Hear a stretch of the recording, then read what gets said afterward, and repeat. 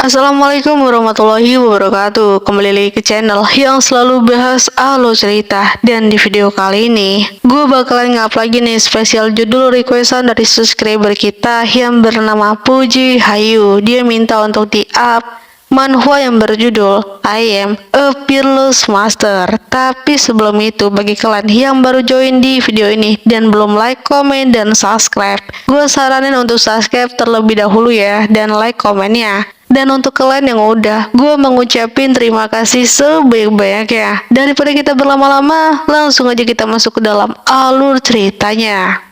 Scene ini diperlihatkan seorang perempuan yang sedang ingin terjatuh dan dia telah terluka parah. Perempuan ini bernama Mo Yun Hwang. Dia berpikir, ini rasa sakit, ini rasa putus asa, semuanya telah bercampur aduk. Apakah aku akan mati di tempat seperti ini? Tidak, aku tidak ingin mati. Ketika dia terjatuh, dia melihat apa? Ada rumah di hutan belantara seperti ini. Di tengah-tengah hutan belantara ternyata terdapat sebuah rumah dan dia tidak habis pikir. Dan ketika dia melihatnya, ternyata itu hanyalah orang biasa atau rakyat biasa. Dan apakah dia bisa mengobati lukaku? Setiap rumput dan pohon di halaman tampaknya sesuai dengan dewa surga, terutama plekat di atas rumah kayu ini.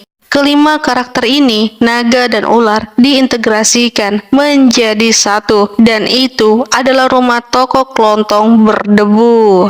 Ketika dia masuk ke dalam rumah itu, dia sudah berpikir kalau pemilik dari rumah ini adalah pria yang sangat kuat dan sangat overpower. Dia pasti seorang master. Jika pihak lain benar-benar ahli bertapa, aku akan meminta pil dan aku dapat selamat. Dan tiba-tiba terdengar suara dengan berkata, tamu, selamat datang. Dia yang melihatnya, suara ini. Apakah dia pemilik tokonya? Dia melihat seorang pria yang sedang berdiri dan itu sangatlah muda. Ketika dia masuk, dia langsung disambut dan disuguhi sebuah minuman. Dan di sini dia bingung. Ini luar biasa. Dan laki-laki ini berkata, dia adalah Jiang Che. Dia berkata, kalau masih panas, minumlah untuk menghangatkan dirimu. Perempuan ini masih berpikir, apakah harta ini benar-benar sesuatu yang bisa aku minum? Dan laki-laki ini, dia adalah MC di cerita kali ini. Jiang Che bertanya, kenapa kau tidak meminumnya? Ini kan padahal ya, hanya segelas jus lidah buaya. Tapi dari perspektif Mo Yun Hwang, dia berpikir, toko kelontongan berdebu dan namanya saja adalah toko yang hanya bisa dibuka oleh orang biasa. Jadi hanya ada satu kebenaran, ahli tersembunyi di depanku ini, karena dia tidak ingin mengungkapkan identitasnya, pemilik toko biasa yang sengaja menyamar sebagai penjaga toko. Mo Yun Hwang langsung ya ketika minum teh itu dia merasakan sudah level up. Jus lidah buaya ini telah sepenuhnya memulihkan ki yang ada di dantianku. Dan sepertinya selama aku berkultivasi sedikit, kultivasiku sendiri akan bisa meningkat lagi. Aku mengerti senior melihat bahwa aku tidak memiliki fisik yang terjaga dan ingin membantuku dengan sangat tenang. Dia berkata, terima kasih bos. Dan si Jianci berpikir, rasanya ada yang aneh. Dilihat dari pakaiannya, aku merasa dia sepertinya seorang kultivator dan dia tersenyum. Ya sudahlah, ternyata ada orang juga ya di dunia ini. Jiang Che adalah seorang pria yang bertransmigrator. Jiang Che di mata semua orang dan di mata semua ahli, dia tidaklah terlalu pintar dan orang beranggapan kalau semua ini adalah seorang sosok pria yang sangat tua. Jadi tentang dunia ini yang kuat berdiri tegak. Dia, Jiang Chen, yang sebenarnya seorang transmigrator. Dia datang ke dunia immortal 3 tahun yang lalu. Pada awalnya, dia sangat senang ketika masuk ke dunia immortal. Dia berpikir bahwa dia bisa menjadi seperti tokoh protagonis, tapi setelah itu kenyataan menghantam kepalanya. Pada konferensi immortal tertentu, dia terdeteksi bahwa dia tidak ada bakat apapun. Seorang pemuda tanpa punya bakat dan tidak punya kekuatan. Dia ditakdirkan untuk menjadi manusia biasa, seorang mortal. Jiang Che harus membuang semua khayalan, kemudian dia menemukan tempat ini, ya toko kelontongan. Dan dia memilih untuk hidup dalam pengasingan. Tapi suatu hari dia sangat terkejut karena menyadari sesuatu. Dia telah mendapatkan sebuah keterampilan level maksimal yang telah dia peroleh di kehidupan sebelumnya. Kekuatan itu kekuatan catur, ilmu pedang, kaligrafi, bermain musik, membuat anggur, bahkan memahat. Dia kaget secara ajaib levelnya dan bakannya ikut bertransmigrasi bersama dengan diriku yang sekarang. Seperti kata pepatah, jika kau memiliki lebih banyak keterampilan, kau tidak akan membebani dirimu sendiri. Dengan mengandalkan ini, akhirnya Jianceng menjalankan toko kelontongan dan mendirikan pos jualan di pinggir jalan.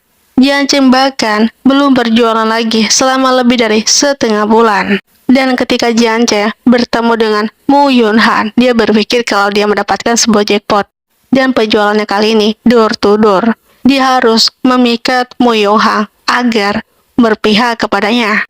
Dan ketika mereka bertatapan, di sini Mu Yonghang berpikir melihat sesuatu kalau itu adalah patung batu di belakang senior. Dan aku rasa tidak salah lagi, itu ponik muda memecahkan cangkangnya. Dia merasakan kalau patung itu memiliki aliran kekuatan ponik abadi dan itu berhasil masuk ke dalam tubuhnya. Jianceng yang melihat si Mu Yonghang sangat aneh dengan gerak-geriknya. Dia langsung berkata, "Nona, kau tidak apa-apa kan?"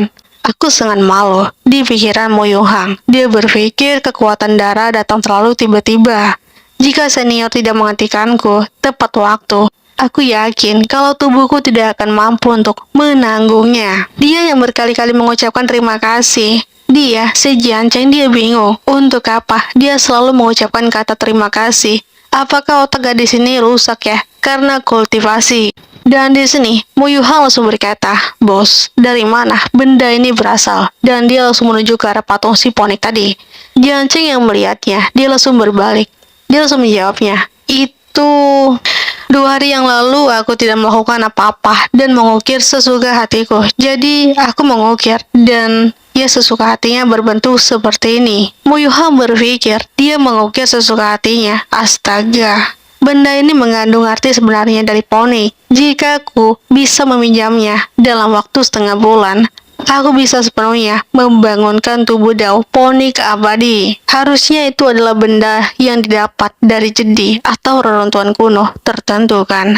Tapi ketika dia melihatnya, aku ragu kalau itu benar-benar diukir olehnya. Dia tidak percaya kalau benda dengan kekuatan yang penuh itu diukir oleh tangan dari Jianceng sendiri. Dan Jianceng berkata, "Jika kau menyukai patung ini, kenapa kau tidak membelinya saja? Aku menjualnya kok." Ia beberapa tel perak untuk membelinya. Mendengarkan dia menjualnya, Mu Yonghang langsung apa? Membelanjakan beberapa tel perak dan membelinya. Tel perak itu adalah mata uang yang digunakan oleh orang biasa kan, dan itu sangatlah murah. Aku bisa mendapatkan patung itu dengan beberapa tel perak, benar. Di sini Mu Yonghang malah berpikir kalau dia sekarang tidak punya beberapa tel perak, tapi kenapa kita tidak menggunakan ini ya? Dan dia langsung membuka gelangnya. Dan Mu Yonghang langsung berkata kepada si Jianceng, "Bos, aku tidak punya beberapa tel perak, tapi apakah ini bisa untuk ditukarkan?" Jianceng langsung berkata, "Aku bisa mengukir selusin atau 20 patung batu dalam sehari. Dari kelihatannya, gelang giok ini terlalu sangat mahal." Jianceng langsung menjawabnya, "Dilihat saja, itu sangat berharga. Patung batu itu tidaklah layak untuk harga yang semahal ini." Apa? Dia menolaknya. Mu Yonghang menjelaskan, "Kau jangan bicara tentang bertukar dengan gelang belaka. Itu juga bisa ditukar dengan 10.000 tel emas." Apa? 10.000 tel emas? Ini senilai 10.000 tel emas. Ini gila. Aku menjualnya dengan harga terendah dan aku berhasil mendapatkan harga yang tertinggi. Dia langsung berpikir, ya gimana ya? Dan akhirnya di sini dia langsung memberikan patung itu kepada Mu Yonghang. Jianceng berkata, "Nona benar-benar memiliki penglihatan yang bagus." Ya baiklah, mari kita sepakati itu. Dan keesokan harinya, di sini Jianceng ya seperti biasa membuka lapaknya kembali. Dan di sisi lain, dia adalah seorang pangeran yang bernama Ji Xuan. Dia di sini sedang mencari barang untuk hadiah untuk ulang tahunnya yang mulia ayahnya. Dia merasakan kekuatan yang sangat kuat ini. Ini adalah niat pedang. Ini sesuatu yang belum pernah kurasakan. Kuat, menginspirasi, dan luar biasa. Niat pedang pamungkas, bagaimana mungkin ya? Dia melihat kalau itu arahnya ke arah Jian Chen. Dia berpikir, apakah mungkin ya beberapa pendekar pedang tidak tarah sedang mencoba memantauku. Tapi beda halnya, dan ternyata itu adalah Jian Chen yang sedang membuka lapaknya. Ji Xuan yang melihat Jian Chen, dia berpikir kalau penampilannya itu seperti orang biasa, memiliki penampilan dan sikap yang luar biasa. Dia bahkan tidak memiliki fluktuasi energi. Tapi ketika itu tiba-tiba dia langsung ditarik oleh pelayannya. Ji Xuan berkata, apa yang barusan kau lakukan? Yang mulia, tolong pelankan suara Anda. Saya merasa pria yang dimaksud adalah Jian Chen. Dia terlihat seperti manusia fana, tetapi dia mungkin sebenarnya adalah seorang pria. Apakah dia legenda yang dikatakan itu ya? Apakah dia telah kembali ke dasar? Oh, ternyata bocah ini anak orang kaya. Harus kuhibur dengan yang baik dan lalu menghasilkan banyak uang. Jian Chen berkata, ya silakan untuk melihat-lihat. Ji Xuan malah berpikir ya, dia peninggali ketika melihat ini. Kalimat ini bagaimana bisa? Kalimat ini susah kali untuk dibaca, tapi bagaimana bisa pemuda ini mendapatkan tulisan semacam ini? Jian Chen langsung berkata, oh, kamu lihat ini ya. Kalau ini aku sendiri yang menulisnya.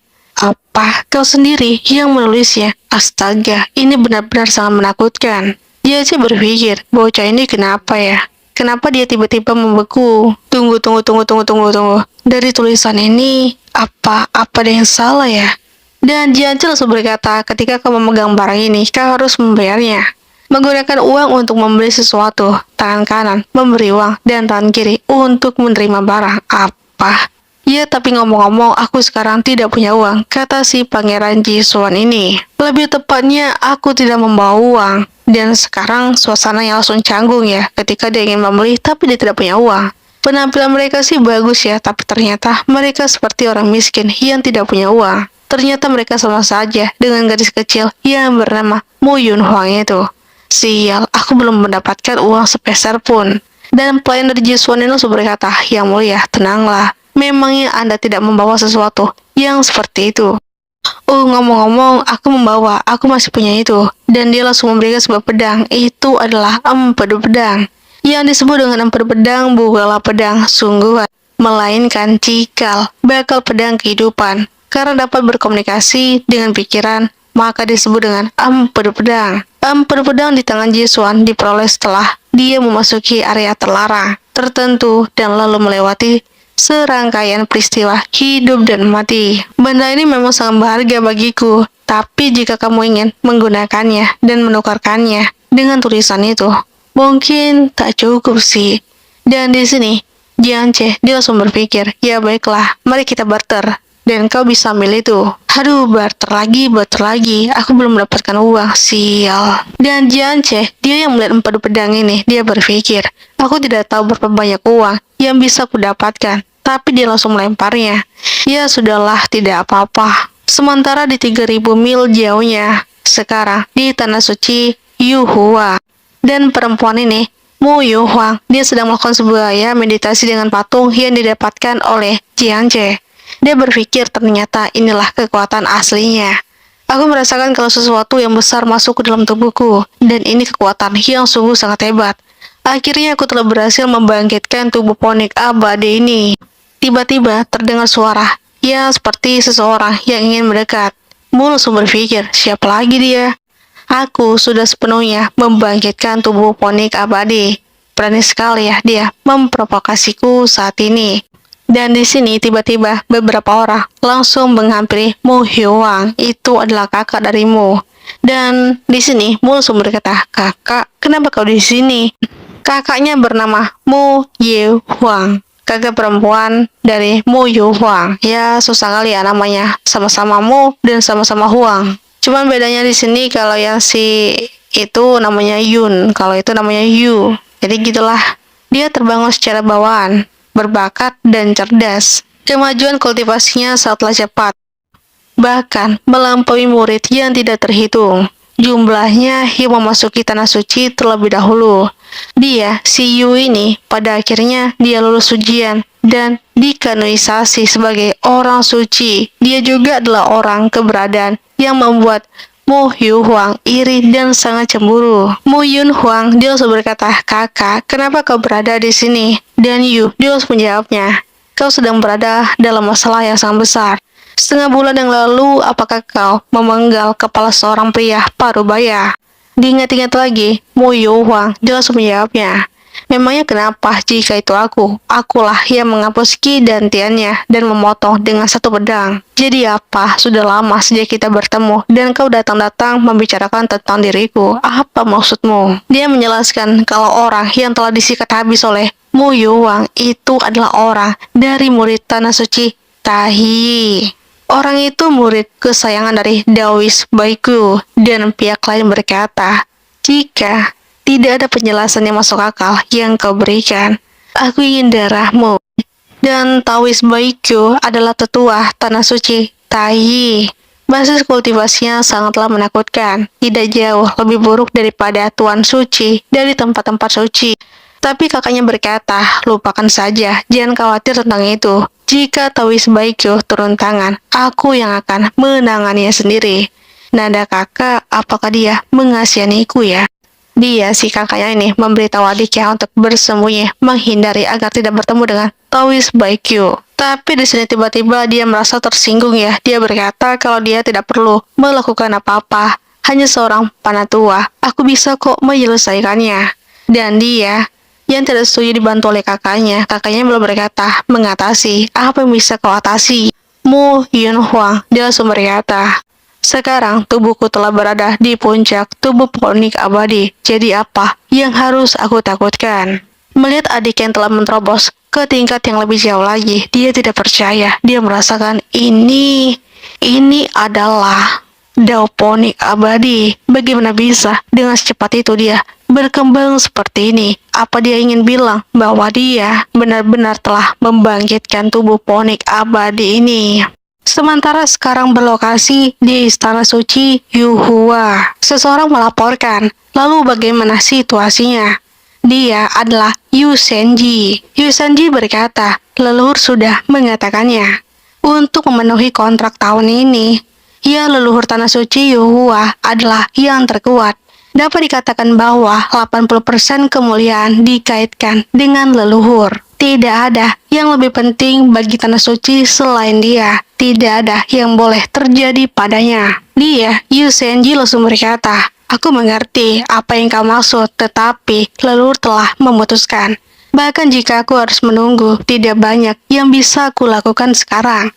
Dia berpikir, aku tidak mengerti mengapa leluhur menyetujui pertarungannya. Setelah mengatakan itu, Yu Senji tidak melanjutkan bicara, tetapi semua orang yang hadir mengerti apa yang dia maksud. Tetapi jika datang pada saat kritis, mereka harus memikirkan cara untuk menghentikannya. Lagi pula, Tanah Suci Qinyun hanya memiliki dua leluhur yang berada di alam abadi. Jika salah satu dari mereka telah mati, itu akan sangat mempengaruhi mereka. Dan itu adalah pertarungan dua saudara. Dia adalah Mu Yun Huang dan juga Mu Yu Huang. Dan di tempat leluhur Kinyu, dia si Jiance sedang berkebun. Dan ini adalah rubah peliharaan Jiance yang dia temui di hutan kemarin. Tiba-tiba ketika dia keluar, seseorang langsung menghampirinya. Dia berkata, "Penjaga toko Jiance, ada apa?" "Ya, kau di sini ya ternyata. Sesuatu telah terjadi di rumah keluarga penjaga toko Li. Putri penjaga toko Li kemarin malam. Si putri tiba-tiba terjatuh. Dia sakit kemarin malam." Di sini, Jiance langsung berpikir, dia kan Li Kuansang, putri penjaga toko. Dia baru saja berusia 7 tahun. Tetapi juga sering membagi makanan dan memberikan kepada penjual di sebelahnya. Anak itu adalah anak yang sangat baik dan dia sungguh sangatlah ramah. Oh, ternyata sama sepertiku ya, yang juga sakit. Dengan gercepnya di sini, Jiance langsung ke toko penjaga Li. Dia yang melihatnya seorang perempuan yang sudah terkapar di atas kasur. Terdengar suara dari luar yang berkata, "Melakukan yang terbaik tidak akan berguna kok." Mereka berdua langsung terhentak mendengarkan siapa yang berkata seperti itu. Masalah di tubuh gadis kecil itu menggunakan cara fana dan tidak akan cukup untuk menyelesaikannya. Dia langsung masuk. "Apa katamu?" Dia langsung berkata, "Aku berkata masalah tentang putrimu." Dia sotoy kali ya, langsung menyelonong dan langsung berkata seperti itu. Dia yang melihatnya. Dia berkata kalau gadis kecil, si anak dari penjaga toko itu tidaklah sakit. Dia terinfeksi oleh sesuatu yang tidak diketahui. Infeksi seperti itu sudah terlalu jauh sampai-sampai jika tidak dihilangkan oleh seorang kultivator yang kuat, dia akan segera mati. Dan di sini Jiang Che tidak tinggal diam saja dan dia langsung berkata, tidak secepat itu. Aku bisa memulihkan tubuh Xiao Shuang kembali ke yang sehat tanpa efek samping. Mereka berdua tidak percaya ketika Jiang Che ingin menyembuhkannya dan mereka tidak percaya akan kekuatan yang Jiang Che miliki. Dia langsung menunjukkan sebuah teknik akupuntur dan langsung diberikan jarum ke arah si perempuan yang sudah sakit terkapar itu. Dan tiba-tiba dia langsung bangun. Mereka melihatnya tidak percaya, dan ternyata pengobatan itu telah berhasil. Setelah penyakit serius Wang Er yang diobati dengan lancar oleh Jiang Che, kota telah kembali ke keadaan semula yang sangat menyenangkan dan damai. Di tengah-tengah perjalanannya, di sini Jiang Che langsung bertemu lagi dengan paman dan si bocil ini. Dia langsung berkata, Master, tunggu sebentar. Apakah mereka berdua sengaja untuk menungguku di sini ya? Kenapa? Tubuh gadis itu bukankah? Dan di sini mereka langsung memperkenalkan diri mereka. Nama belakangku adalah Xiu, panggil saja Kulinger. Dan di sebelahku ini dia adalah pamanku yang bernama Paman Lan. Jiang Che langsung berkata, lalu untuk apa kalian berdua? Apakah kau ingin berobat? Dia si Linger, dia berkata, apa? Dia sudah mengatakannya begitu saja. Su Linger yang terlahir mulia ini dianggap sebagai saintis dari klan Shu dengan kemungkinan tak terbatas yang masa depannya cerah, namun semuanya telah terputus. Merdian pemecah yin surgawi ini adalah merdian yang paling menakutkan di dunia kultivasi. Tidak peduli siapa kau dan seberapa kuatnya kau tidak akan bisa melewati hidupmu di usia 18 tahun. Dan akhirnya di sini Jiang Che langsung memutuskan untuk mengajak Ling Er dan Paman Lin untuk pergi ke rumahnya untuk mengobati Ling Er yang sedang sakit. Sesampai di rumahnya mereka berkata dan terperangap-langap melihat ini. Ini adalah sebuah array. Halaman ini adalah sebuah array kan? Apakah kita salah yang menilainya? Mereka melihat-lihat. Ini bukan sembarangan tempat, dan ini dipenuhi dengan kekuatan. Lalu apa yang harus kita lakukan selanjutnya? Tanya si Paman Lin. Ling Er langsung menjawabnya. Dia tidak akan menyerang kita kan di situasi seperti ini. Tapi ngomong-ngomong aroma ini, dan mereka berdua yang melihat rubah peliharaan Jiang Che. Mereka berkata, Paman Lin, bukankah itu rubah dari klan Tusan kan? Lalu kenapa dia di tempat ini? Paman Lin langsung berpikir, 2 hari yang lalu aku mendengar kabar bahwa putri dari klan Tunsan telah menghilang. Apakah dia dipenjara ya oleh orang ini? Padahal sepertinya tidak sih. Dia malah happy kali di sini. Ini anggap saja kita tidak melihat apa-apa. Dan sekarang di sini Jiang Che langsung memeriksa Ling Er dan kakinya ini. Jiang Che langsung berkata, penyakitmu ini sungguh sangat aneh. Itu sesuatu yang belum pernah aku lihat sebelumnya. Apakah sepertinya ini agak sulit sih untuk disembuhkan. Mendengarkan kalimat itu, ini seperti diharapkan. Dia, si Ling Er, langsung bersedih dan Jiang Che langsung berkata, tunggu, aku tidak mengatakan kalau ini mustahil ya untuk disembuhkan. Selama dirawat dengan benar, ini pasti akan diselesaikan sepenuhnya. Mendengarkan kalimat yang keluar dari mulut Jiang Che, dia, si Ling Er, langsung memohon kepada Jiang Che. Dia berkata, jadi merdian pemutus yin surgawi ini bisa diselesaikan sepenuhnya. Dengan adanya aku di sini, merdian pemutus yin surgawi tidak akan menjadi masalah. Selama kamu tidak mati, beri aku waktu dan kau akan segera sembuh. Mereka berdua langsung kaget ya terentak. Ia langsung berkata, maka ku mohon bantuanmu untuk menyembuhkanku dari merdian pemutus yin surgawi ini. Aku akan berterima kasih jika aku bisa sembuh karena pengobatanmu ini. Karena merdian pemutus yin surgawi, Nona sudah terlalu lama menderita kan. Dia seharusnya menjadi saintis di klan, tapi dia menderita terlalu banyak kritik dan tatapan tajam dari sudut mata mereka yang melihat Nona muda. Di sini Jiang Che langsung berkata, mungkin ini agak sedikit merepotkan dan agak sedikit lama. Lalu bagaimana jika kalian berdua tinggal di tempat ini? Mereka berkata, apa? Kita tinggal di tempat dia? Jika aku tidak kembali tepat waktu ke klan, mungkin ayahku bisa marah. Ketika di sini Jiance berkata untuk mereka tinggal di sini, tapi mereka langsung keluar. Tapi di sini Jiance merasakan kalau mereka itu belum pergi, dan ketika Jiance melihat ya, benar kan, mereka bersembunyi. Dan di sini Ling Er langsung ya mengikuti pengobatan yang diberikan oleh Jiance dengan titik akupuntur. Akhirnya dia bisa sembuh dan terputus dari yin surgawi. Dan di waktu yang sama tiba-tiba di sini Mo Ye Huang dia datang ke tempat dari Jiance. Ling Er yang melihatnya, dia berkata, lah kenapa bocah itu ya? Mo Ye Huang dia langsung berkata, melihat kedua orang ini. Bocah kecil ini dan Pak Tua ini, siapa lagi? Dua orang ini. Mungkinkah teman pria itu? Tidak, makhluk yang menakutkan seperti Jiance biasanya tidak memiliki teman kan? Paman Li langsung berkata, Nona, tidak pantas bagimu yang memaksa masuk seperti ini. Mo Ye Huang dia langsung berpikir, Pak Tua ini tidak lebih lemah dariku kan? Dan di sini Ling Er langsung berkata, Paman Lin. Ia langsung menunjukkan kekuatannya dan itu adalah Pony. Dan mereka berdua sadar kalau itu adalah niat sejati Pony. Ling Er langsung berkata, lalu apakah kau saintis tanah suci Yuhua yang bernama Mo Ye Huang? Oh ternyata kalian tahu ya siapa aku. Lalu kalian berdua itu siapa? Bagaimana kalau kalian menyingkir? Aku mau lewat woi. Dan di sini Ling Er langsung berkata, apa menurutmu klan Shu kami takut kepadamu? Terhentak ketika mendengarkan kalimat klan Shu. Klan Shu itu kan, itu adalah para penyintas kuno yang diturunkan dari zaman kuno. Meskipun klan Shu adalah cabang dari ras manusia, namun tidak seperti kekuatan ras manusia lainnya. Klan Shu umumnya bersembunyi di dunia kecil yang sangat misterius dan tidak akan keluar dengan sangat mudah.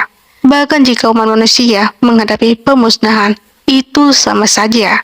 Oleh karena itu, meskipun mereka berdua adalah ras manusia, tetapi para penyintas kuno tidak memiliki reputasi yang baik di dunia kultivasi manusia.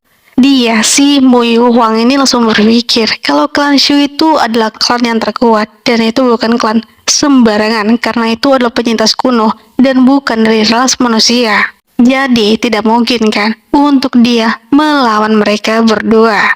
Tampaknya Jiance adalah tangan hitam tertentu di zaman kuno. Dia yang selalu berpikir negatif thinking ini, dia berpikir kalau Jiance akan melakukan rencana apa lagi. Apa yang dia rencanakan sebenarnya. Tapi ketika mereka berdua berdebat dan ini saling melawan, di sini tiba-tiba Jiance langsung bersin ya, mau dibersin dan mereka langsung terdorong mundur. Dengan bersinan, mereka pun langsung terdorong mundur. Mereka tidak percaya apa yang barusan terjadi, kata si Paman Lan ini. Oh Tuhan, bagaimana bisa? Dia yang bersin, kita yang mundur. Energinya sangatlah kuat. Kenapa ya? Di sini Jiance langsung berpikir. Ngomong-ngomong, kenapa kalian berdua ini sangat berisik? Maksudku kalian bertiga. Kenapa kalian ini sangat berisik di luar sana? Oh, ternyata di sini ada Nona Ye Huang ya. Ini saatnya untuk bisnis. Dia di sini berpikir untuk cuan, duit ya. Dan sementara itu, ketika Mo Yun Hwa telah kembali lagi ke tempatnya, dia di sini sangat malu ya ketika dia telah bertemu dengan Jiance barusan. Tiba-tiba di sini adiknya langsung masuk dan dia yang kaget. Dia bertanya, lah kenapa kau berada di sini? Yun langsung berkata kalau dia besok akan pergi ke alam suci Yuhua. Mendengarkan itu, kalau alam suci adalah tempat latihan milik tanah suci Yuhua. Dan Mo Ye Huang sebelumnya juga telah memasuki alam suci Yuhua dan hampir tidak bisa keluar. Oleh karena itu, pada saat itu, Mo Ye Huang sedikit khawatir kalau dia tidak akan bisa keluar. Jadi dia membuat pertanyaan yang sangat khusus. Tapi alih-alih pertanyaan, ketika dia melihat gerak-gerik kakaknya, dia malah berkata, jangan bilang kau habis dari tempat senior juga, iya.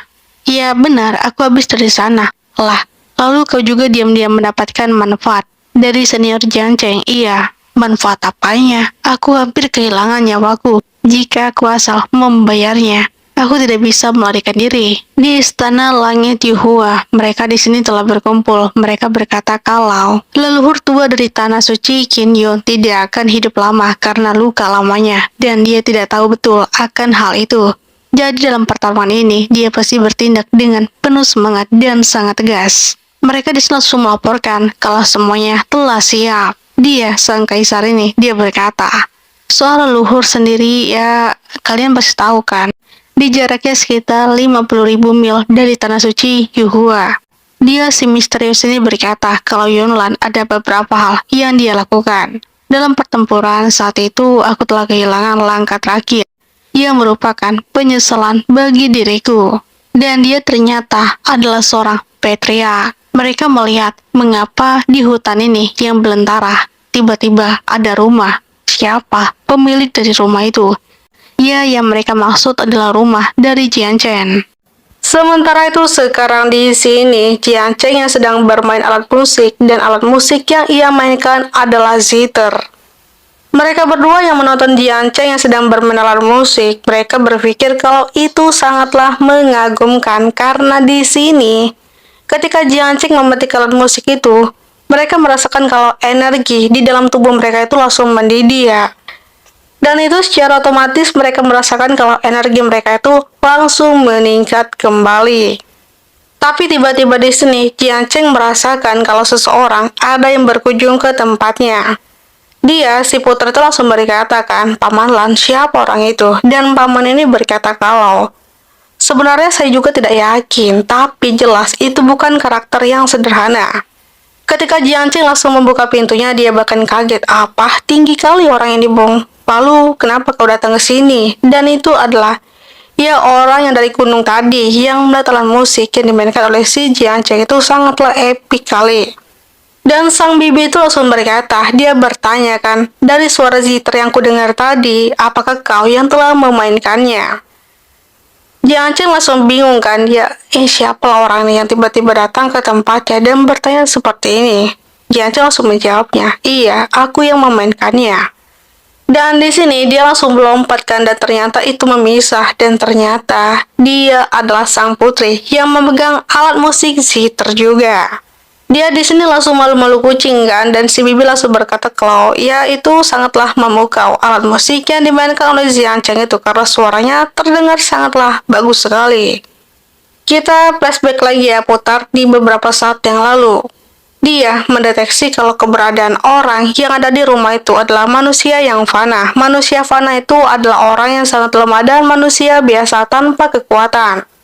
Dan sementara dua orang adalah seorang kultivator yang satu seorang pria yang sangatlah tua. Dari tempat ini, mereka bisa merasakan dan mendeteksi keberadaan yang ada di dalam rumah dari Jian Chen itu kan.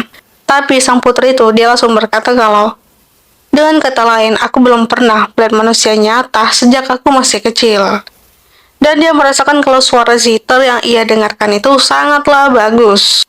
Walaupun terdengar sangatlah aneh karena dia tidak pernah mendengar suara semacam itu, tapi aku penasaran siapa orang yang memainkan alat musik zither itu.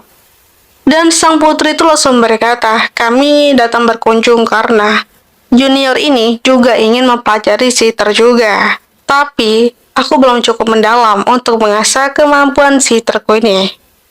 Ketika aku mendengarkan itu, di sini aku sangatlah penasaran dan aku datanglah berkunjung ke sini. Dan semakin aku membenamkan diri, aku menyadari kalau daun musik itu sangatlah luas sekali. Dia ingin mendengarkan secara langsung ketika Jian Chen itu mematikan zither itu kan. Jian Chen langsung berkata, karena kalian berdua itu telah datang ke sini dan ya kalian berdua itu kan tamu ya. Jadi tidak masalah dan silakan untuk duduk ya. Aku akan memainkan alat musik zither ini. Dan di sini Jian Chen malah berpikir sebaliknya. Zither wanita cantik itu terlihat jauh lebih mahal daripada yang aku miliki. Dari sini aku bisa melihat kalau mereka berdua itu adalah pelanggan potensial karena di sini dia berpikir masih cuan. Tapi untuk pertama kalinya di sini sang nona itu ya yang memainkan zither itu karena di sini Jian Chen ingin melihat kemampuan sang nona ini kan. Ketika dia memainkan alat musik zither, mereka berdua si Paman Lan dan sang putri itu mereka berpikir kalau wah, dia memainkan zither seperti aku masuk ke dalam sebuah air ya. Dan di dalam prosesnya, aura langit dan bumi terus berkumpul. Aku bahkan belum pernah melihat metode latihan seperti itu. Bisa berlatih sambil bermain, agar Ana bisa berkembang. Sepertinya, hanya tubuh suci Tianyin yang legendaris yang bisa memainkannya. Tubuh suci Tianyin, dia tidak diragukan lagi seorang saintis yang kontemporer dari tanah suci Qinyun. Dan ketika kita melihat si bibit tua itu, tapi sepertinya dia itu seorang pria tua. dan itu adalah Kim Yun-ji.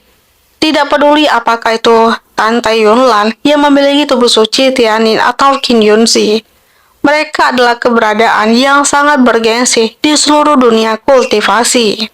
Dan sang putri itu langsung berkata melihat sang putri itu bermainkan alat musik sitar itu kan.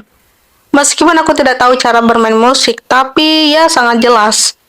Saat Tantan Yunlan bertemu dengan senior, jalan di depannya itu akan menjadi sangatlah mudah. Dan akhirnya si putri suci itu, si saintis langsung berkata kalau yang dia mainkan itu adalah yang berjudul teman. Itu yang kurasakan akhir-akhir ini. Lalu bagaimana pendapat senior? Dia bertanyakan bagaimana pendapat si Jiang Cheng ini. Jiang Cheng langsung berkata gaya musikmu itu terlalu dilebih-lebihkan. Dan dia, yang sang pria tua itu, yang ku bilang itu seorang bibi itu, ternyata dia sangatlah salah. Ketika dia tidak menerima Jiang Cheng berkata seperti itu kan ya. Tante Yunlan mempunyai tubuh suci Tianjin. Dia adalah saintis kontemporer dari tanah suci Qinyun. Tidak perlu berlatih selama kamu memahami dan cara bermain musik yang sebenarnya. Pengendusan langsung tidak mungkin kan untuk dilakukan. Tapi di tanah suci semua orang menghormati seorang saintis. Para junior merasa kagum ketika melihat dia.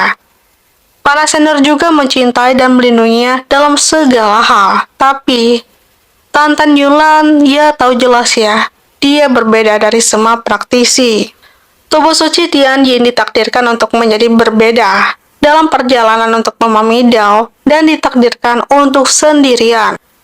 Jadi lagu teman ini merupakan jeritan hatinya yang selalu ingin menemukan belahan jiwanya. Tapi tiba-tiba ketika si Jiang Cheng itu berkata kalau itu sangatlah berlebihan. Ya dia, sang bibi ini langsung kan sangatlah kesal sekali. Dia langsung berkata, "Hei, apa yang kau katakan itu terlalu berlebihan, iya? Apakah kupingmu itu ada salah atau ada masalah?" Jiang Cheng langsung berkata, "Lagumu teman luar biasa. Tapi konsep artistiknya itu terlalu dangkal, Bung. Aku tahu kau ingin menyampaikan ide mencari sahabat karib, tapi kesombongan yang kau ungkapkan di dalam lagu itu mudah untuk dirasakan. Postur tubuhmu itu terlalu tinggi, itu bukan mencari sahabat karib. Itu terkesan sombong." Ya, tapi itu normal sih. Aku pikir kau telah dimanjakan sejak kecil dan tidak mengalami pasang surutnya dalam hubungan. Jenis musik apa yang bisa kau mainkan? Dia langsung kan bertanya kepada sang saintis itu. Dan dia, yang bocil ini, nggak bocil-bocil sih karena udah tua, dia langsung berpikir. Sebenarnya dia tuh sepakat ya apa yang dikatakan oleh si Jiang Cheng itu. Meski aku tidak tahu teori musik di balik musik starnya, tapi dia benar. Perlindungan tanah suci Qinyun itu dan Yunlan memang sangatlah bagus, tapi kami hanya ingin tumbuh dewasa. Tapi dia hampir tidak mengalami kesulitan apapun. Dan ketika Jiang Cheng berkata seperti itu, sang saintis itu langsung berkata, dia langsung bangkit kalau dia telah mengerti apa yang dikatakan oleh si Jiang Cheng itu. Dia juga merasakan sih, tapi dia bingung apakah yang harus ia lakukan untuk mengubah lagu ini. Dan Jiang Cheng berkata kalau ya tidak ada cara untuk mengubah lagunya. Itu benar-benar sudah rusak. Dan lagi-lagi kan di sini Yunlan si saintis itu bahkan hampir pingsan. Dan sang bibi ini, sang pria ini, dia langsung membacot mengoceh. Dia menjelaskan kalau senior Yunlan itu sudah mempelajari teori musik sejak kecil. Tapi bisakah kau mengatakan sesuatu yang baik padanya? Jika dia terus seperti ini, dia mungkin akan hancur karena perkataanmu itu, Bung. Dan Jiang Cheng di sini ketika mendengarkan itu ia langsung berpikir, tapi apa yang aku katakan itu adalah kebenaran untuknya. Jika kau tidak mendengarkan atau menerimanya, aku bahkan tidak bisa membantumu. Dalam hal ini, Jiang Cheng langsung memainkan sebuah alat musik. Dia langsung berkata, jadi cobalah bandingkan bagianku dan milikmu ini dan coba kau dengar. Jika kamu tahu apa perbedaannya, maka masih ada harapan. Jika tidak, aku menyarankanmu untuk menghentikan kursus bermain sitar itu. Dan si saintis Yunlan itu dia langsung bangkit lagi kan. Dia langsung semangat sekali ketika mendengarkan perkataan dari si Jiang Cheng itu. Dia langsung berkata, tolong beri aku pencerahan. Ketika di sini Jiang Cheng langsung memainkan alat sitar itu. Ia merasakan kalau suara sitar terus makin mendalam. Semua orang seperti memiliki perasaan khusus, rasanya seperti memiliki dunia yang berbeda. Suara indah zither mengalir di antara langit dan bumi. Suara yang menyenangkan seperti mata air di pegunungan menggelagak dan mengalir. Mereka di sini merasakan kalau sesuatu yang dimainkan oleh si Jiang Cheng itu sangatlah berbeda. Dan mereka masih merasakan kalau itu sangatlah luar biasa ketika mereka merasakan sebuah pedesaan, bahkan artistiknya tuh kena banget cuy. Dan ketika dia selesai bermainkan alat musik zither itu, dia langsung bertanya kan, "Senior, itu lagu apa ya yang kau mainkan?" Jiangce langsung menjawabnya kalau lagu yang mencurahkan hatiku di mana aku bisa menemukan belah jiwaku. Lagu ini aku sebut pegunungan tinggi dan air yang mengalir.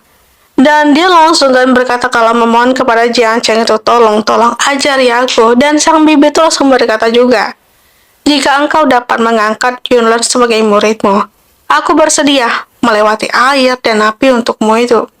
Dan sementara itu di sini ketika Jiang Chen itu kan terus mengajari, dia terus bermainkan sebuah alat musik. Tapi di sini yang sang pria tua ini dia salvo kan. Dia berpikir tidak hanya pahatan dan lukisan itu. Bahkan semua yang ada di sini itu sangatlah istimewa dan mengandung ponik sejati. Tiba-tiba di sini Jiang Chen yang melihatnya, ia langsung berkata, hidupmu itu tidak akan lama lagi. Dia kaget kan, kok bisa dia mengetahuinya, dan dia langsung menjawabnya, kau benar, hidupku itu tidak akan lama lagi. Apakah kau tidak pernah berpikir tentang menyembuhkannya? Menyembuhkannya ya, bukannya tidak ada cara untuk menyembuhkannya. Aku sudah mencoba banyak cara, tapi semuanya itu sia-sia saja. Ketika memikirkan masa muda aku Qinzi Yunzi, terkenal di dunia kultivasi abadi, sebagai orang yang kuat di dunia ini. Pada saat itu, aku memiliki tubuh yang kuat sepertimu. Tampan, kuat, ramah, dan tamah. Bisa dikatakan kalau tidak ada duanya laku di dunia ini. Tapi tiba-tiba di dalam sebuah pertempuran, cedera yang kualami, yaitu sangatlah mendalam dan sehingga tubuhku itu berubah menjadi seperti ini. Tapi sebagai leluhur tanah suci, Qin Yun, aku tidak bisa duduk diam menunggu kematian. Aku sudah menggunakan seluruh sumber daya di tanah suci selama bertahun-tahun. Aku juga sudah mencoba semua jenis pil ajaib serta segala jenis mantra, tapi ternyata apa? Aku menjadi seperti ini dan tidak ada satupun yang berhasil. Dan di sini, si Jiang Chen itu langsung berkatakan, bentar, tunggu sebentar. Tidak perlulah berpisah hidup dan mati seperti itu. Kau hanya salah metode saja. Kau terlalu membesar-besarkannya, Pak Tua, tapi santuy. Menurutku kau bisa sembuh kok, dan itu sangatlah segera. Bagaimana caranya? Meskipun kau sudah tua, pondasi fisikmu itu masihlah sangatlah bagus. Dan si Jiang Chen itu langsung menggunakan sebuah marketingnya itu kan, marketing pemasarannya, dan dia langsung memasarkan obat yang ia punya. Dan di sini ia juga langsung melemparkan sebuah buku. Dan di sini ia yang melihatnya. Apa ini? Vitalitas yang sangatlah kaya. Bagaimana mungkin ya? Padahal kan dia itu hanya melihat sampulnya saja, tapi dia merasakan kalau vitalitasnya itu akan segera bangkit kembali. Dan Jiang Chen berkata kalau inilah yang dia tulis beberapa waktu yang lalu. Ketika Jiang Chen itu bingung kan ingin melakukan apa. Dan itu menggabungkan berbagai persepsiku tentang kedokteran. Dan ketika dia melihat buku itu, dia merasakan kalau, wah, ini semuanya tuh sangatlah spesial dan bahkan belum pernah aku temui di dunia ini. Ketika dia terus membuka dan semakin membuka, tiba-tiba dari yang kecil ya, tiba-tiba dia langsung kan bangkit kembali cuy. Jiang Chen berkata, yang melihat pun dia kaget, siapa orang ini? Dan ketika itu dia berpikir kalau Jiang Chen itu seorang master yang sejati yang tiada tarahnya. Dan dia langsung berkata kalau dia, Qin Yunzi, sudah hidup selama ribuan tahun, dan aku bisa dapat membedakan jelas semuanya. Jika kamu benar-benar ingin memberikannya padaku, aku harus memberi sesuatu sebagai gantinya. Dia langsung memberikan sebuah token suci Qin Yun. Itu diukir oleh leluhur tanah suci Qin Yun sendiri, dan itu adalah satu-satunya yang ada di dunia ini. Dengan token ini, tanah suci Qin Yun bisa melakukan 3 hal tanpa syarat. Tapi Jiang Chen di sini berpikir, ya tentu saja lah bisa ya. Tapi dia merasakan sangat kesal. Karena dia berpikir, padahal kan dia tuh ingin ya uang yang ditukar, tapi kenapa jadi token yang ia dapatkan? Dan si rubah itu yang bangun, dia berkata, sebenarnya apa ya yang telah terjadi? Satu tua dan satu muda, dan keduanya bahkan lebih kuat. Dia bingung siapa lagi orang itu yang datang ke tempat ini kan? Dan tiba-tiba di sini, seseorang langsung memancarkan aura yang sangatlah kuat. Mereka yang ada di tempat dari Jiang Chen itu mereka juga merasakan. Tapi sementara Jiang Chen itu tertidur dengan sangat lelap. Dan dia, si orang suci itu, ia berkatakan kalau dia itu akan ia menemuinya. Ketika itu tiba-tiba di sini, dia merasakan, lah, dia, kenapa dia datang ke sini ya? Dan dia pun sebaliknya yang melihat kalau si Pak Tua itu, lah, Qin Yunxin, apa yang kau lakukan di sini? Kau mundur, jangan mendekat. Jangan halangi jalanku, aku punya urusan dengan mortal di rumah itu. Ia ingin bertemu kan dengan si Jiang Chen itu. Dan akhirnya di sini mereka langsung kan adu mekanik dan dia berpikir kalau Qin Yunxin itu tidak lebih baikkan dari hari ini. Dia berpikir kalau Qin Yunxin itu si Patwa itu kan sudah cedera ya, dia belum tahu kalau itu telah sembuh. Dan ketika si kecil itu langsung berubah lagi kan, dia kaget apa? Siapa kau ini? Dia yang melihat buku itu yang diberikan oleh Jiang Chen, dia berkata siapa dan buku apa yang ia keluarkan itu. Dan di sini Qin Yunxin itu orang suci itu langsung mengeluarkan sebuah kekuatan untuk langsung menyerang ke arahnya. Tapi dia itu kan seorang kaisar ya, jadi dia tidak pantang untuk menyerah dan dia kekali ingin bertemu dengan Jiang Chen itu, ingin mengambil rubahnya itu kan. Bahkan di sini ia bahkan mengeluarkan sebuah kekuatan yang bernama cakar abadi rubah Tusan. Dan orang suci itu, si Qin itu langsung mengeluarkan juga sebuah teknik balikan dan itu sebuah jari penjara langit Qin Yun. Dan sementara itu di tempat Jiang Chen, mereka yang merasakan kalau kekuatan itu sangatlah seperti kekuatan leluhur. Dan si saintis itu ia berkata kalau kakek, dia membakar darah abadi. Apa ya yang harus kita lakukan? Aku sebenarnya mengkhawatirkannya loh. Dan ternyata di sini, mereka langsung saling menguatkan lah ya. Dan si Qin Yun itu, si ya kakeknya itu kan, dia itu ternyata seorang pahlawan dan makhluk abadi. Dan dia tuh kan langsung berkata ya kepada si Kaisar Rubah itu, sebenarnya juga aku tuh sangat takut ya, jadi langsung saja. Dan di sini ternyata ia langsung menjebaknya kan.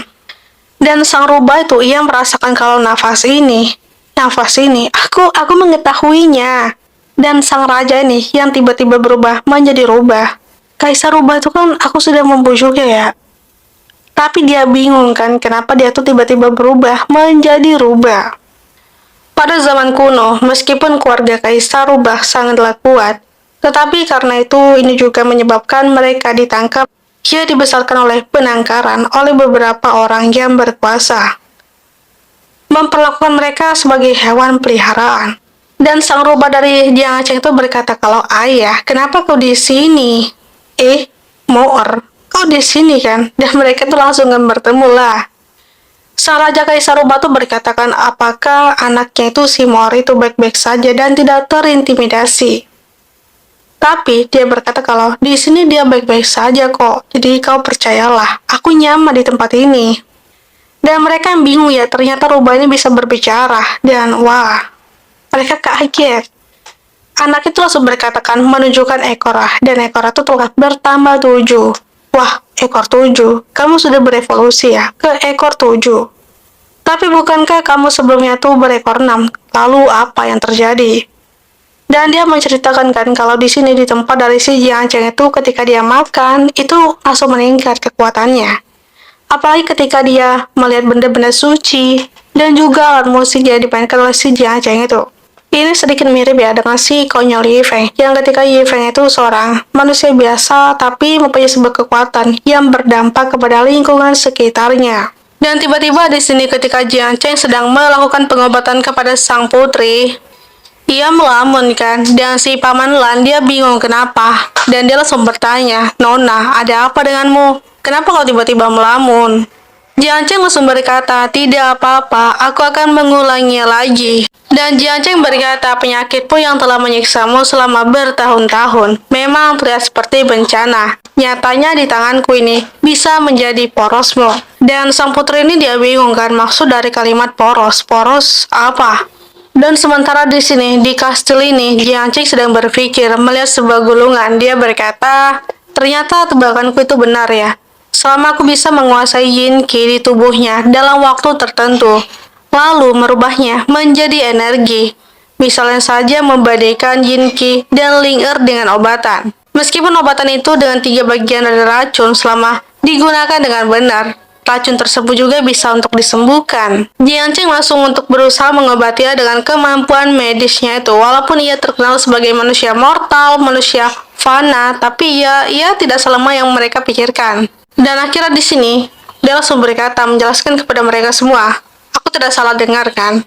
Ya, kamu mendengarkanku dengan sangat baik. Penyakitmu dalam tubuhmu itu bisa diinterpretasikan sebagai kondensasi yin qi. Itu akan merusak pikiran, mengakibatkan masalah fisik.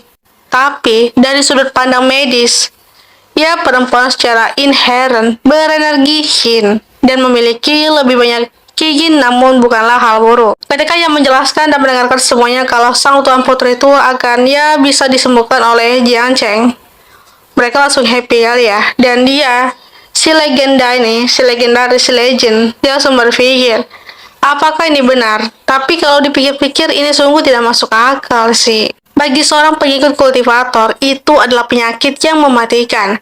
Itu adalah merdian pemutus yin surgawi. Aku sudah hidup lama, namun aku belum pernah mendengar penyakit ini ada obatnya. Dan dia sedikit terkejut ketika dia mendengar kalau Jiang Cheng itu mampu untuk mengatasi penyakit sang putri ini. Sedangkan di tanah suci kenaikan di sini, ia istana surgawi kenaikan. Mereka semua di sini telah berkumpul. Dan dia langsung berkata, para murid, sapalah sang leluhur. Dia itu, pria ini adalah sang leluhur. Karena ini adalah kenaikan leluhur.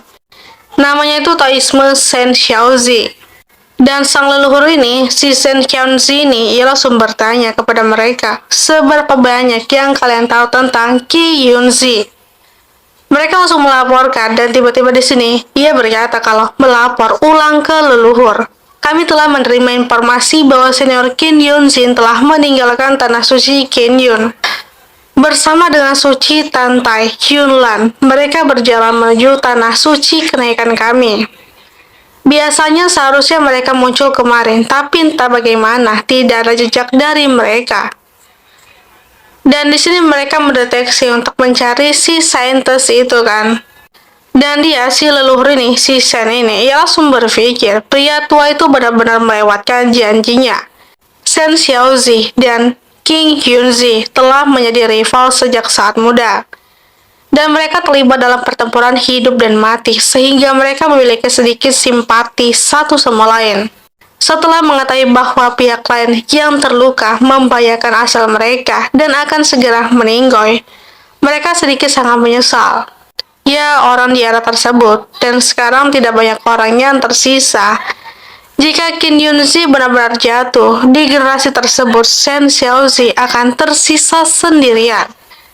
Jadi pertempuran ini harus menjadi kesempatan terakhir bagi keduanya untuk bertemu. Oleh karena itu, terlepas dari apapun yang terjadi, pertempuran ini pasti akan terjadi pada tepat waktu. Shen Xiaozi juga percaya bahwa ini adalah kesepakatan diam-diam terakhir antara mereka berdua. Tapi sekarang apa? Pria tua itu mengecewakanku dan dia menghilang. Dia di sini tidak tahu kalau si Pak tua itu telah pergi ke tempat si Jiang Cheng itu kan. Dan di sini dia sangatlah kesal sekali dan ingin mencari si Pak tua itu.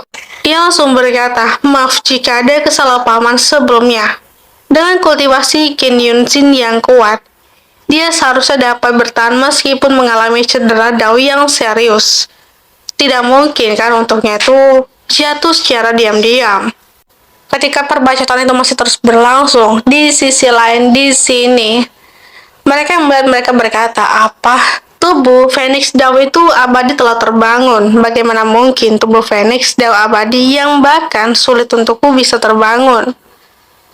Mereka berpikir apakah itu mungkin ya, yang tiba-tiba sulit untuk terbangun dan akhirnya ia telah terbangun. Dan sementara itu sekarang di tempat Jiang Cheng, dia datang lagi kan. Dia berkata kalau aku berjanji senior, mulai saat ini aku akan melalui segala rintangan dengan tekad yang kuat dan tanpa ragu. Jiang Cheng langsung berpikir, tampaknya aku meremehkan sifat orang ya lain ini sih. Bahkan seorang anak kaya pun dapat menerima kondisi yang sulit dariku ini. Dan Jianca langsung berkata kepada si bocil ini, karena kamu akan tinggal di sisiku dan membantuku dalam melakukan pekerjaan rumah tangga. Dengan kemungkinan kamu menjadi murid di masa depan. Tentu saja aku tidak akan memanfaatkanmu tanpa memberikan imbalan kan. Dan di sini Jianca langsung berlari ya. Dia berpikir walaupun ia belum melukis baru-baru ini, dan dia alhasil memberikan sebuah pedang. Dia berkata kalau pedang ini hanya terbuat dari kayu biasa. Tetapi saya mengukirnya dengan penuh perhatian. Di antara banyak karya yang telah saya buat, pedang ini dapat dianggap sebagai sebuah karya masterpiece. Dan dia akan memberikannya kepada si bocil itu kan. Dan mereka yang melihatnya, mereka berkata kalau pedang itu adalah pedang sejati yang tidak bisa tertandingi. Sebuah harta karun magis yang sangatlah menakutkan. Jadi meskipun mereka ini tidak memegangnya di tangannya, mereka bahkan bisa merasakan niat pedang yang sangat brilian di dalam pedang ini. Melihat pedang itu yang akan diberikan kepada mereka, dan dia langsung sangat hoba kali ya, langsung memberikan salam kepada si Jiang Cheng itu yang berkata, karena ini adalah niat guru, maka kita akan bersikap hormat. Jiang Cheng langsung menjawabnya, ia langsung berkata, ini hanya sebuah pedang kayu biasa. Apa yang begitu berharga tentang itu? Lalu kenapa kalian begitu sangat gelisah? Karena di sini Jiang Cheng itu berpikir kalau pedang itu bukan pedang apa-apanya, ya seperti si konyol Li Feng lah ya, yang tidak menyadari akan kekuatan yang ia hasilkan dan akan karya yang ia hasilkan. Jadi sebuah karya yang dia hasilkan tuh walaupun dia dianggap sebagai sampah, dan apa yang ia buat itu hanyalah sampah, tapi bagi mereka yang merasakannya itu adalah hal yang sangatlah luar biasa. Dia mengingat lagi kan kalau ini pedang kayu, mengapa ya mereka itu sangat hoba kali ya? Atau memang orang-orang di dunia ini begitu sangatlah sopan? Sekedar mengingat masa lalu, sepertinya semua orang yang saya temui sejak saya pindah ke dunia kultivasi ini, baik pria maupun wanita, bahkan murid dari para orang tua, sama semuanya. Bisa jadi bahwa dunia fantasi yang disebut-sebut sebenarnya bukanlah dunia hukum rimba, melainkan dunia cinta dan perdamaian. Dan di sini dia, Jiang Cheng berpikir kalau dunia kultivator itu tempatnya dunia para damai lah, tempat tanam bucin-bucin. Ya tentu ramah lah, karena di sini mereka tuh kan beranggapan kalau si Jiang Cheng itu seorang master yang tidaklah tertandingi. Dan master nomor 1 di dunia kultivasi.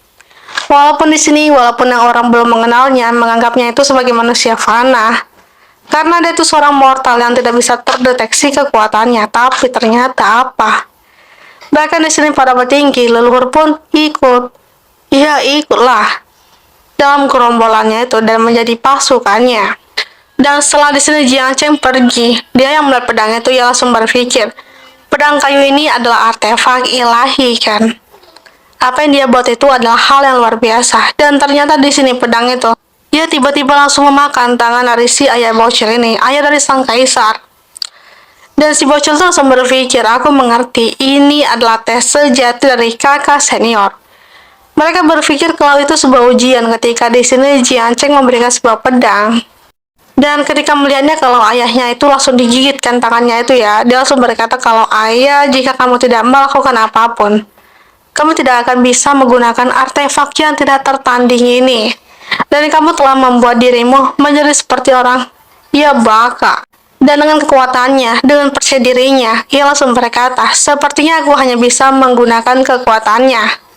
Dan di sini karena tangannya itu langsung terikat ya, dan di sini tiba-tiba dia langsung kan mengeluarkan kekuatannya. Sementara itu sekarang di sini, Jiang Cheng berpikir, aku sudah lama sibuk dengan penyakit Shuling Er. Sampai-sampai bahuku ini terasa sangatlah sakit sekali. Halaman depan pun tampaknya sedang sangat ramai ya. Karena di sini mereka nih pasukan dari si Jiang Cheng itu sangat hoba kali sambil menari-nari, dan Jiang Cheng yang melihatnya, dia bertanya kenapa orang itu. Walaupun ya jumlah pengangguran bertambah, mereka masih saja berpikir untuk bersenang-senang. Omong kosong lah, pengangguran tukang makan atau apalah ya. Dan di sini, Jiang Cheng langsung berkata, "Hai semuanya, sini berkumpul." Lah, mereka berkata, "Lah, kenapa Master memanggil mereka ya?" Jadi sebenarnya tidak ada cukupan makanan untuk dimasak, kata Jiang Cheng itu. Lalu di sini Jiang Cheng berkata, "Ya, mari kita pergi bersama untuk mengumpulkan bahan makanan." Dan ketika di sini Jiang Cheng yang berkata seperti itu, mereka berpikir kalau ujian macam apa lagi nih? Apakah ini sebuah percobaan baru?